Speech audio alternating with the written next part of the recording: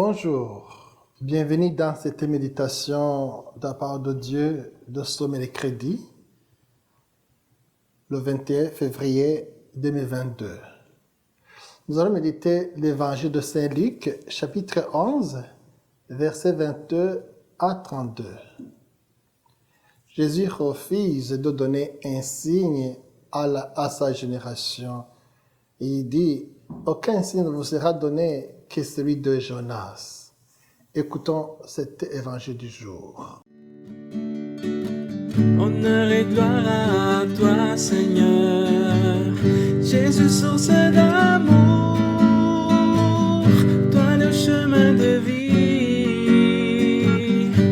le roi de la paix, Jésus, Jésus, Jésus. En ce temps-là, comme les foules s'amassaient, Jésus se mit à dire, cette génération est une génération mauvaise. Elle cherche un signe. Mais en fait de signe, il ne sera donné que le signe de Jonas. Car Jonas a été signe pour les habitants de Ninive. Il en sera de même avec le Fils de l'homme pour cette génération. Lors du jugement, la reine de Saba se dressera en même temps que les hommes de cette génération et elle les condamnera. En effet, elle est venue des extrémités de la terre pour écouter la sagesse de Salomon, et il y a ici bien plus que Salomon. Lors du jugement, les habitants de Ninive se lèveront en même temps que cette génération et ils la condamneront. En effet, ils se sont convertis en réponse à la proclamation faite par Jonas. Et il y a ici bien plus que Jonas. Acclamons la parole de Dieu.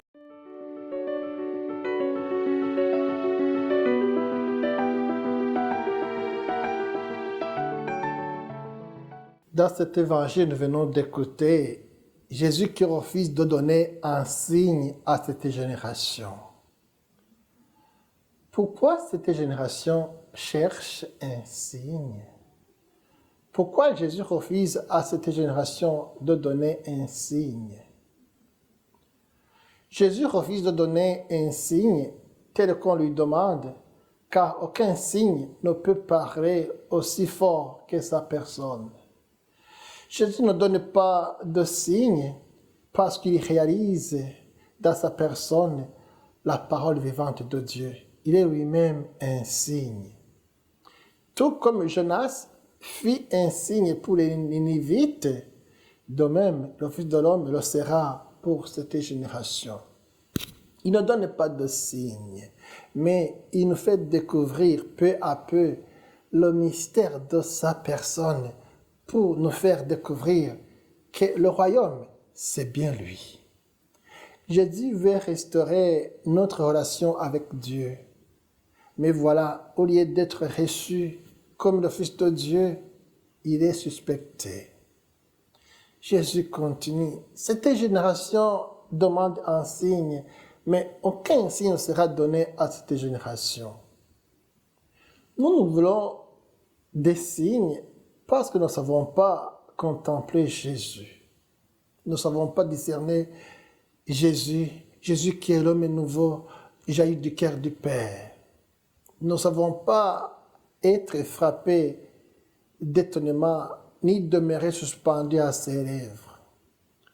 Nous voulons des signes plutôt que de découvrir la beauté de la parole divine.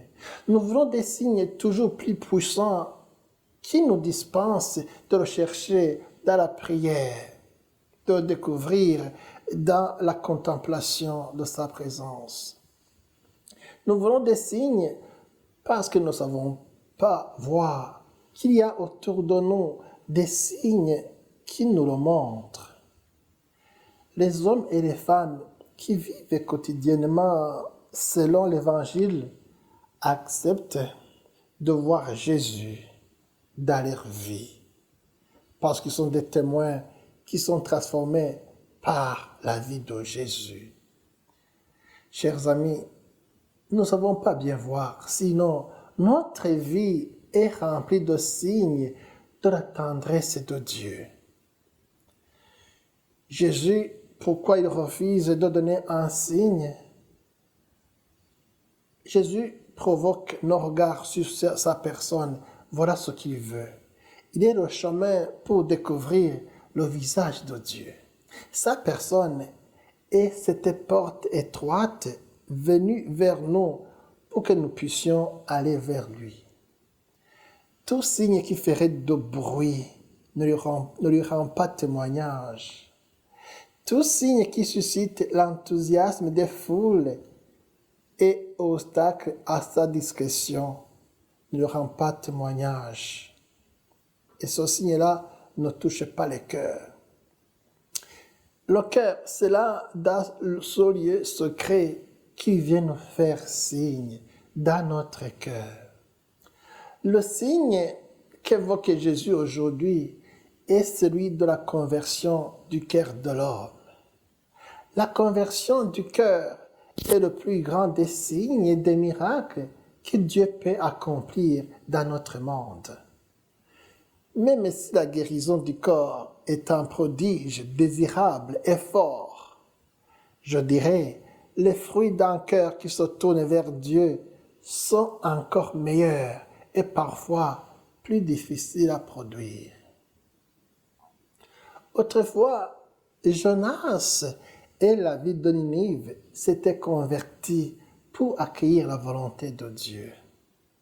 Et moi, suis-je prêt à me remettre en question pour suivre davantage le Seigneur? Rendons grâce à Dieu pour tout ce qu'il nous donne et cultive dans notre cœur. Amen. Que Dieu Tout-Puissant vous bénisse, le Père, le Fils et le Saint-Esprit. Amen.